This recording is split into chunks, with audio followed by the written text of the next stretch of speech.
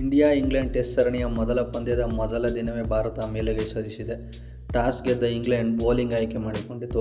ಈ ಪಂದ್ಯದ ಮೂಲಕ ಸಾಯಿ ಸುದರ್ಶನ್ ರವರು ಟೆಸ್ಟ್ ಕ್ರಿಕೆಟ್ಗೆ ಪಾದಾರ್ಪಣೆ ಮಾಡಿದರೆ, ಕರುಣ್ ನಾಯರ್ ಅವರು 7 ವರ್ಷಗಳ ಬಳಿಕ ಟೀಮ್ ಇಂಡಿಯಾಗೆ ಕಮ್ಬ್ಯಾಕ್ ಮಾಡಿದರು. ಟಾಸ್ ಸೋತು ಬ್ಯಾಟಿಂಗಿಳಿದ ಭಾರತಕ್ಕೆ ಓಪನರ್ಗಳಾದ ರಾಹುಲ್ ಮತ್ತು ಯಶಸ್ವಿ ಜೈಸ್ವಾಲ್ ಸೂಪರ್ ಸ್ಟಾರ್ಟ್ ಕೊಡ್ತಾರೆ ಕಣ್ರೆ. ಎಂಥ ಬ್ಯಾಟಿಂಗ್ ಡಿಸ್ಪ್ಲೇ ಮಾಡ್ತಾರೆ ಅಂದರೆ ಆಲ್ಮೋಸ್ಟ್ ಫಸ್ಟ್ ಸೆಷನ್ ಪೂರ್ತಿ ಇವರೇ ಆಡ್ತಾರೆ. ಬೆನ್ ಸ್ಟೋಕ್ಸ್ ಫಸ್ಟ್ ಸೆಷನ್ನಲ್ಲಿ ಬೌಲರ್ಗಳಿಗೆ ಎಲ್ಪ್ ಸಿಗುತ್ತೆ ಅಂತ ಟಾಸ್ ಗೆದ್ದ ತಕ್ಷಣವೇ ಬೌಲಿಂಗ್ ಆಯ್ಕೆ ಮಾಡ್ಕೊಳ್ತಾರೆ. ಆದರೆ ಬೆನ್ ಸ್ಟೋಕ್ಸ್ನ ಲೆಕ್ಕಾಚಾರ ತಲೆಕೆಳಗೆ ಮಾಡಿದ್ದು ಇಂಡಿಯನ್ ಓಪನರ್ಗಳು. ರಾಹುಲ್ ಮತ್ತು ಜೈಸ್ವಾಲ್ ಎಂಥ ಇನ್ನಿಂಗ್ಸ್ ಆಡ್ತಾರೆ ಅಂದರೆ ಆಲ್ಮೋಸ್ಟ್ 24 ಓವರ್ ಬ್ಯಾಟಿಂಗ್ ಮಾಡಿ 91 ರನ್ ಕಲೆ ಹಾಕ್ತಾರೆ. Super batting display. 42 ರನ್ ಬಾರಿಸುವ ರಾಹುಲ್ 8 4ಗಳು ಕೂಡ ಹೊಡಿತಾರೆ. ಜೈಸ್ವಾಲ್ ಕೂಡ 42 ರನ್ ಮಾಡಿ 8 4 ಹೊಡೆದಿರ್ತಾರೆ. ಇಂಥದ್ದಲ್ಲಿ ಭಾರತದ ಸ್ಕೋರ್ 91 ಫಾರ್ ನೋ ಲಾಸ್ ಇರುತ್ತೆ. ಇನ್ನೇನು ಲಂಚ್ ಬ್ರೇಕ್ ಕೇವಲ 2 ಓವರ್ ಬಾಕಿ ಇರುವಾಗ ಬೈಡನ್ ಕ್ರಾಸ್ ರಾಹುಲ್ ವಿಕೆಟ್ ಪಡೆದು ಇಂಗ್ಲೆಂಡ್ಗೆ ಮೊದಲ ಬ್ರೇಕ್ ತಂದು ಕೊಡ್ತಾರೆ.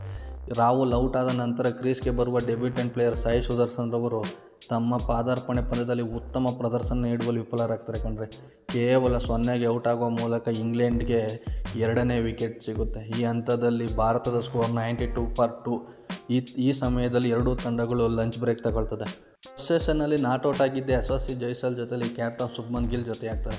ಈ ಹಂತದಲ್ಲಿ ಭಾರತ 1 ವಿಕೆಟ್ ಕಳ್ಕೊಂಡ್ರೂ ಕೂಡ ಇಂಗ್ಲೆಂಡ್ ಮೇಲುಗೈ ಸಾಧಿಸುವ ಎಲ್ಲ ಲಕ್ಷಣಗಳಿರ್ತದೆ.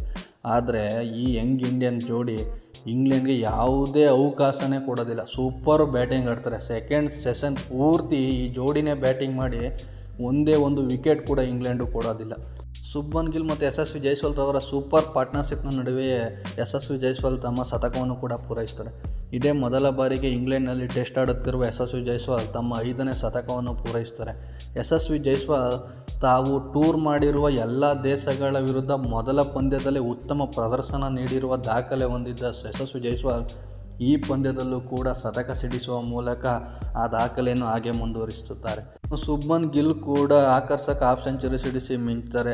ಈ ಜೋಡಿ 4ನೇ ವಿಕೆಟ್ಗೆ 100+ ರನ್ಸ್ ಬಾರಿಸುವುದರ ಜೊತೆಗೆ 2ನೇ ಸೆಷನ್ನಲ್ಲಿ 123 ರನ್ ಗಳಿಸುತ್ತದೆ. ಒಂದೇ ಒಂದು ವಿಕೆಟ್ ಕೂಡ ಕೊಡೋದಿಲ್ಲ ಆಪೋಸಿಟ್ ತಂಡಕ್ಕೆ. ಇಂಗ್ಲೆಂಡ್ ತಂಡ ತನ್ನ ಎಲ್ಲ ಬೌಲರ್ಗಳನ್ನು ಯೂಸ್ ಮಾಡಿಕೊಂಡ್ರೂ ಕೂಡ ಒಂದೇ ಒಂದು ವಿಕೆಟ್ ಪಡೆಯುವಲ್ಲಿ ವಿಫಲವಾಗುತ್ತೆ. ಈ ಹಂತದಲ್ಲಿ ಭಾರತದ ಸ್ಕೋರ್ 215ಕ್ಕೆ 2 ಆಗಿರ್ತದೆ. ಎರಡೂ ತಂಡಗಳು ಟೀ ಬ್ರೇಕ್ಗೆ ಹೋಗ್ತವೆ.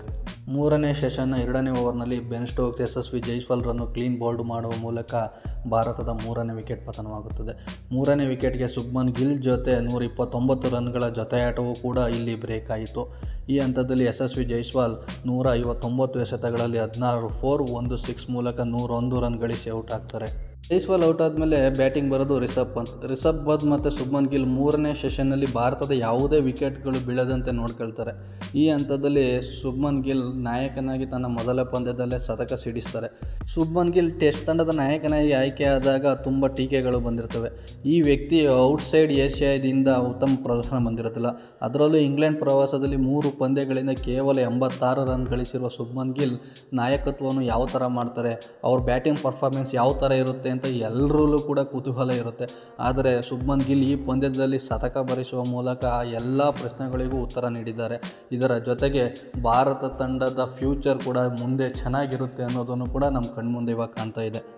4ನೇ ವಿಕೆಟ್ಗೆ ಜೊತೆಯಾದ ಶುಭ್ಮನ್ ಗಿಲ್ ಮತ್ತು ರಿಷಬ್ ಪಂತ್ ಜೋಡಿಯು ಕೊನೆಯ ಸೆಷನ್ ಪೂರ್ತಿ ಬ್ಯಾಟಿಂಗ್ ಆಡ್ತಾರೆ. ಒಂದೇ ಒಂದು ವಿಕೆಟ್ ಕೂಡ ಕೈ ಚೆಲ್ಲೋದಿಲ್ಲ. ಈ ಜೋಡಿ 4ನೇ ವಿಕೆಟ್ಗೆ 138 ರನ್ಗಳ ಅಜೇಯ ಪಾರ್ಟ್ನರ್ಶಿಪ್ ಮಾಡ್ತಾರೆ. ಈ ಉತ್ತಮ ಜೊತೆಯಾಟದ ನಡುವೆ ರಿಷಬ್ ಪಂತ್ ತಮ್ಮ ಅರ್ಧಶತಕವನ್ನು ಪೂರೈಸಿದ್ದಾರೆ. ಇವರ ಇನ್ನಿಂಗ್ಸ್ನಲ್ಲಿ 6 ಬೌಂಡರಿ 2 4 ಒಳಗೊಂಡಿದೆ. ಇನ್ನು ಭಾರತದ ನಾಯಕ ಶುಭ್ಮನ್ ಗಿಲ್ ಶತಕ ಮತ್ತು ರಿಷಬ್ ಪಂತ್ ಅರ್ಧಶತಕ ಸಿಡಿಸಿ ಅಜೇಯರಾಗಿ ಉಳಿದಿದ್ದು 2ನೇ ದಿನಕ್ಕೆ ಬ್ಯಾಟಿಂಗ್ ಕಾಯ್ದುಕೊಂಡಿದ್ದಾರೆ. ಮೊದಲ ದಿನದ ಅಂತ್ಯಕ್ಕೆ ಭಾರತ 359 ರನ್ಗಳಿಗೆ 3 ವಿಕೆಟ್ ಕಳೆದುಕೊಂಡು ಉತ್ತಮ ಸ್ಥಿತಿಯಲ್ಲಿದ್ದು ಬೃಹತ್ ಮೊತ್ತವನ್ನು ಕಲೆ ಹಾಕುವತ್ತ ಯೋಚಿಸಿದೆ. ಇತ್ತ ಇಂಗ್ಲೆಂಡ್ ತನ್ನ ಬೌಲಿಂಗ್ ವಿಭಾಗದಲ್ಲಿ ವಿಫಲವಾಗಿ 2ನೇ ದಿನದಲ್ಲಿ ಭಾರತ ತಂಡವನ್ನು ಕಟ್ಟಿ ಹಾಕಿ ಮೇಲುಗೈ ಸಾಧಿಸಲು ಎದುರು ನೋಡುತ್ತಿದೆ. 2ನೇ ದಿನದ ಆಟ ಇಂದು ಮಧ್ಯಾಹ್ನ 3:30ಕ್ಕೆ ಆರಂಭವಾಗಲಿದ್ದು ಯಾವ ತಂಡ ಮೇಲುಗೈ ಸಾಧಿಸುತ್ತದೆ ಕಾದು ನೋಡಬೇಕಿದೆ. ಅಜೇಯರಾಗಿ ಉಳಿದಿರುವ ರಿಷಬ್ ಪಂತ್, ಶುಭ್ಮನ್ ಗಿಲ್ ತಮ್ಮ ಉತ್ತಮ ಬ್ಯಾಟಿಂಗನ್ನು ಮುಂದುವರಿಸುವರೇ ಅಥವಾ ಇಂಗ್ಲೆಂಡ್ ಬೌಲರ್ಗಳು ಕಮ್ಬ್ಯಾಕ್ ಮಾಡಿ ಭಾರತವನ್ನು ಕಟ್ಟಿಹಾಕುವರೇ ಎನ್ನುವುದೇ ಇವತ್ತಿನ ಆಟದ ಯಕ್ಷ ಪ್ರಶ್ನೆ.